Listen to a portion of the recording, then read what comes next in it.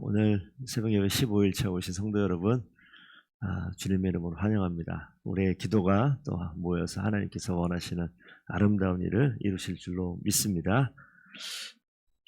오늘 여기까지 왔습니다. 여기까지 오면 이스라엘의 왕들 되게 많이 앓은 거예요. 제가 잊어버려도 상관없지만 계속 보시다 보고 또 이제 입으로 계속 되뇌이면 왕의 이름 외워질 수도 있습니다. 그래서 여로보암과 나답, 그 이외에 바하사, 엘라, 시므리 7일짜리 왕이 하나 있고, 오므리부터 여호람까지, 여기가 이제 오므리 가문이에요.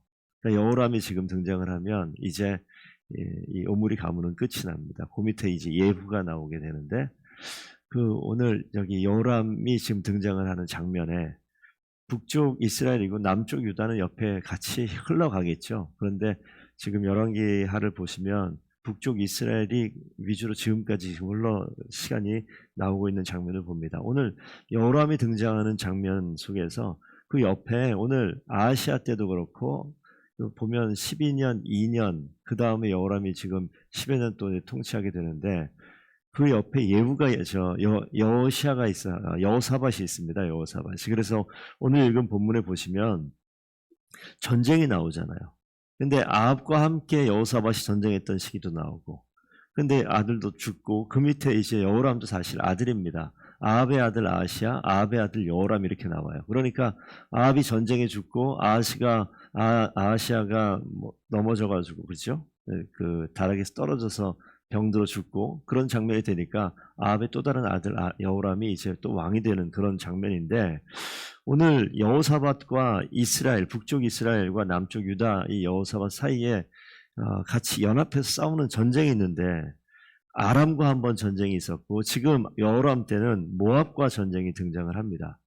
그 전쟁 가운데 오늘 보시면 우리가 지금 읽을 때까지는 연합군이 형성이 되어서 전쟁에 나가는 장면, 그런데 7일 만에 군사들도 그 다음에 데려갔던 가축이나 짐승들도 먹을 물이 없어서 전쟁 치르기 전에 그냥 다 죽을 상황이 되었던 걸 우리가 지금 읽었어요.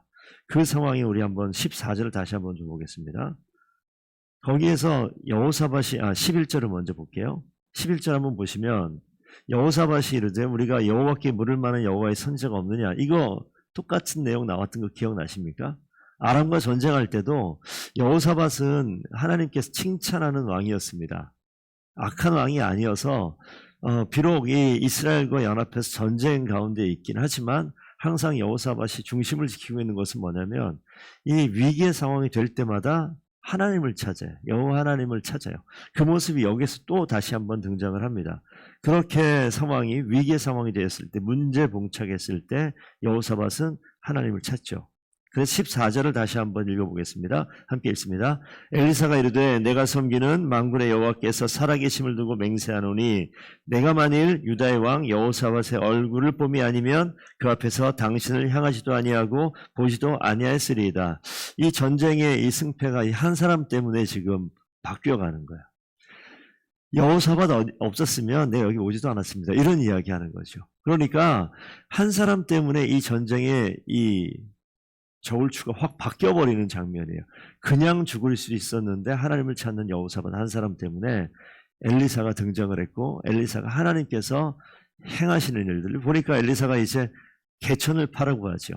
물이 없는데 개천을 파라고 얘기하고, 그 다음날 됐더니 개천에 물이 가득해서 군사들도 먹고 같이 데려왔던 짐승이나 가축도 다 먹어서 이 위기가 넘어가는 장면. 그런데 엘리사가 와서 뭔 얘기를 하냐면 지금 가뭄 때문에 아니면 물이 없는 이 상황 때문에 물을 달라 했는데 하나님께서 엘리사를 통해서 전해준 메시지가 두 가지입니다. 하나는 물도 넉넉히 줄 것이고, 두 번째는 모압과의 전쟁에서 반드시 이기겠다. 18절 가시면요, 여호와께서 보시기에 작은 일이다. 개천에 물이 넘치게 한 거 작은 일이라는 거예요. 그 밑에 모압 사람도 당신의 손에 넘기시겠다. 성도 여러분, 우리가 이 말씀을 보고 정말 하나님의 말씀이 내 인생 가운데 와서 이 마음에 새겨지게 하기 위해서 중요한 방법이 하나 있습니다. 중요한 방법이. 그러니까 제가 신학교를 다닐 때만 해도 두 가지를 배워요. 학교에서. 성경이 정확무한 100% 하나님의 말씀이다. 아니다. 성경은 하나님의 100% 말씀이 아니라 이걸 이제 문학 비평, 종교 비평 이렇게 이야기하는데 이미 이건 1800년 후반, 1900년, 10년, 20년 이때 미국에서 신학교가 두 개로 나뉩니다. 웨스트민스터 신학교라는 것과 우리는 오히려 프린스턴을 많이 알죠. 프린스턴의 신학교가 원래 장로교 신학교 하나 있었어요. 그런데 이게 두 개로 나뉘어지죠. 그 중간에 뭐냐면 자유주의라는 게 들어와서 금방 얘기한 그겁니다. 쉽게 얘기하면 성경이 100% 하나님의 말씀이다 가르치던 프린스턴 학교에서 뭐가 들어오냐면 문학 비평이라는 게 들어와요. 성경을 문학적인 비평의 방법으로 성경을 보기 시작하는 겁니다. 이게 100% 하나님의 사실이냐 아닐 수 있는 거 아니냐라는 생각이 들어와서 잣대가 바뀌어버리는 거예요. 하나님의 말씀이다 하고 성경을 보는 시간이 있었는데 그래도 사람이 기록한 거 아니냐라는 생각이 들어와요. 그래서 사람이 기록한 이 방법이라면 정말 하나님의 말씀이 뭐냐? 의도는 나쁘지 않아요. 뭐냐? 정말 하나님의 말씀이 무엇이냐라고 보는데 하나님의 시각이 들어오는 것이 아니라 사람의 시각이 들어옵니다. 그래서 이것을 이제 분석하기 시작하죠. 그러면서 그러고 보니까 이거는 기록된 성경이 이게 하나님의 말씀이 아닐 수도 있겠다. 이 이적은 지금 현실적인 관점으로 봤을 때 있을 만한 이야기가 아니다. 이런저런 이야기를 빼기 시작하죠.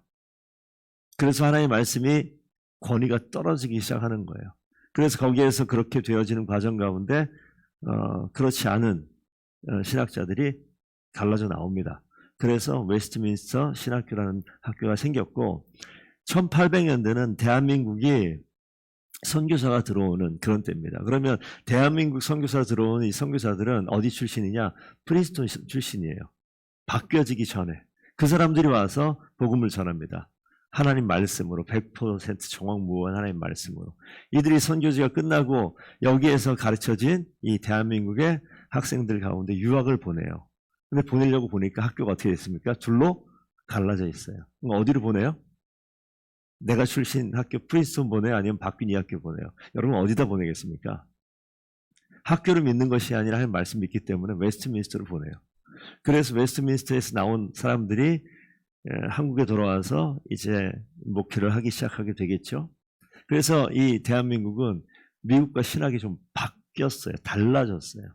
그래서 이 하나님의 말씀을 지키는 이 이야기를 100% 이렇게 딱 단정 짓지 못하겠지만 주류를 보시게 되면 우리가 이야기하는 총신대학교가 이 웨스트민스터에 있는 학교고 장신대학교가 프린스턴의 영향을 받은 그런 학교로 나누어지는데 1920년도에 미국이 이렇게 둘로 나눠졌다면 우리나라는 1960년대에 나눠져요.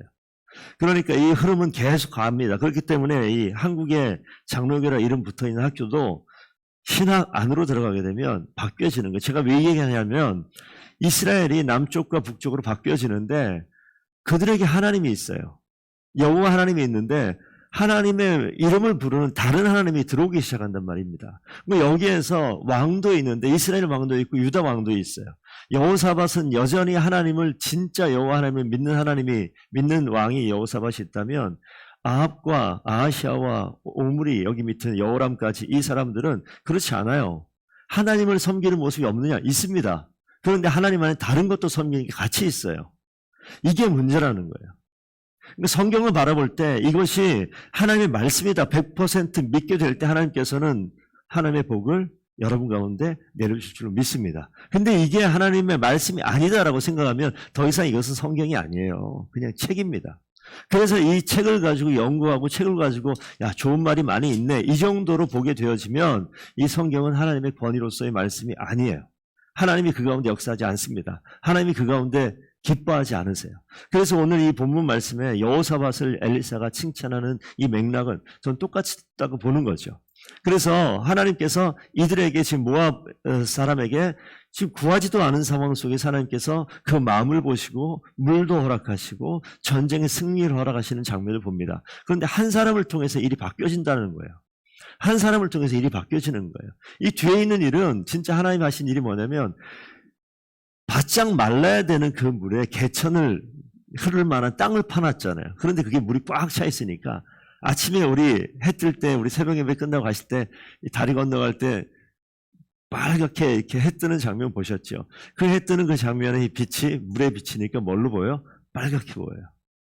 그 메마른 땅이어야 되는데 그 뒤에 있는 본문입니다. 뒤에 있는 본문에 보니까 아침 물이 가득했는데 모압 사람들이 보니까 눈을 뜨고 보니 22절에 나오죠. 아침에 모압 사람이 일찍 일어나서 해가 물에 비침으로 맞은편 물이 붉어 피와 같음을 보고 이게 핏빛으로 보였다고 얘기합니다. 그래서 갑자기 이게 자기네끼리 보니까 이스라엘도 있고 유다도 있고 에돔도 있다는데 내전이 벌어져가지고 치고받고 죽이고 피가 흥건했겠구나. 이제 가서 정리하자. 나오죠. 서로 죽인 것을 모압 사람들이 확인하고 노력하러 가자고 나왔다 그래요. 나와서 문이 열려 버리니까 이 모압 이 전쟁 가운데 이게 완전히 전쟁이 끝나는 그런 장면이 뒤에 나와 있습니다. 이 전쟁이 터졌을 때 이 급박한 상황이 되니까 이 모압 왕이 도망가려 하지만 전쟁이 급해서 못 도망갑니다. 그래서 거기에서 나오는 좀 끔찍한 장면이 하나 나오는데 27절 마지막 절 한번 잠깐 보겠습니다. 이에 자기 왕위를 이어 왕이 될 만한 맏아들을 데려와 성 위에서 번제를 드린지라. 이 뭐죠? 자기 아들 데려와서 아들의 배를 가르고 팔다리를 자르고 번제를 드리는 이게 지금 그모스라는 모압의 신을 숭배하는 제사의 모습이에요. 그러니까 이게 정말 이 위기의 상황 되니까 이 모압의 사람들이 선택한 걸 보라고요. 여호사밧은 위기의 상황 때 하나님을 선택했지만 모압은 그모스를 선택합니다. 그러니까 어떡합니까? 그모스의 방식대로 아들을 데려와서 아들을 각을 떠서 내장을 낚아내고 이 번제를 드리는 이 장면을 하죠. 전쟁에서 뭐 그런다고 일이 됩니까? 진짜 하나님께서 일하시는 거죠. 오늘 본문 말씀을 통해서 꼭 기억하시길 바랍니다. 하나님께서는요, 한 사람을 택해서 주변의 모든 사람을 바꾸실 수 있는 분이에요. 우리 성도님들께서 우리 더본교회 여호사밧 같은 귀한 하나님을 찾는 귀한 주의 백성인 줄로 믿습니다. 우리의 기도를 통하여서 하나님께서 하나님 행하실 일들을 반드시 할 거예요. 오늘 시편 말씀 두 구절만 좀 보겠습니다. 73편을 보시면 오늘 다 보지 못하겠지만 우리가 가끔씩 고민할 수 있을 만한 그런 내용들이 73편 전반부에 나와요. 나는 하나님을 찾는데 하나님을 찾지 않는 사람들 왜 이렇게 잘 풀리는 거야? 이런 내용이 나오는 거예요. 야, 죽을 때도 고통이 없고 힘도 강건하고 왜 그들은 고난도 당하지 않고 왜 그들은 돈도 많이 벌고 12절 73장 12절 한번 볼까요? 볼지어다 이들은 악인이라도 항상 평안하고 재물은 더욱 불어나도다. 이런 이야기 목회하다 보면 들어요. 목사님, 저 예수 안 믿는 사람은 왜 이렇게 잘 나가요? 왜 이렇게 돈 많이 벌어요? 이런 이야기 나와요. 이게 지금 쭉 그런 이야기로 적어놨다가 자 17절 한번 보겠습니다. 시작. 하나님의 성소에 들어갈 때야 그들의 종말을 내가 깨달았나이다. 하나님의 성소에 들어갈 때 그들의 종말이 어떻게 하는지 내가 깨달았다라고 얘기해요. 그래서 오늘 나중에 오늘 읽을 시편들입니다. 한번 나중에 보시고 오늘의 26절, 28절 이 부분만 좀 보겠습니다. 26절 한번 볼까요? 같이 읽겠습니다. 내 육체와 마음은 쇠약하나 하나님은 내 마음의 반석이요 영원한 복리시라. 여기 보시면 우리가 우리 마음 쇠약합니다. 남이 잘 되는 거 보면 막 질투가 생긴다고 성경에 다 써 있어요. 질투가 생기고 속상하고 마음이 아프고 마음이 막 쇠약해지고 그런데 우리가 의지할 것, 우리의 반석이시고 우리의 분기시신 여호와 하나님. 자, 그래서 28절 한번 같이 읽어보겠습니다. 하나님께 가까이함이 내게 복이라. 내가 주 여호와를 나의 피난처로 삼아 주의 모든 행적을 전파하리이다. 하나님을 가까이함이 우리의 복인 줄로 믿습니다. 여호사밧이 주님을 가까이한 거예요. 위기와 문제 상황에서 하나님께서 그 길을 여셨고 하나님께서 행하실 일들을 보여주셨고 생각하지 못했고 구하지 않은 것까지 이루신 분이 여호와 하나님입니다. 그 하나님께서 우리가 이 문제 상황에 주님을 찾을 때 하나님 만나주시고요. 하나님께서 우리가 구하지 못한 것마저도 우리의 형편과 상황을 아시기에 그 길을 여시는 거예요. 우리가 생각하지 못한 방법으로 주님께서 일하십니다. 그래서 어제의 말씀을 기억해 보시면 하나님께서 늦은 비와 이른 비 우리에게 적당한 때에 주신다라고 말씀하셨어요. 그 말씀을 다시 기억해 보면 비가 내려서 토지를 바꿔버리는 거예요. 그것이 죽음의 땅에서 생명의 땅으로 바꾸는 거죠. 우리 열왕기 2장에도 나오지만 물의 근원에서 이 물이 흘러가는 물이 죽음을 만드는 그 장면이 나오잖아요. 엘리사가 소금 기적을 베푸는 장면.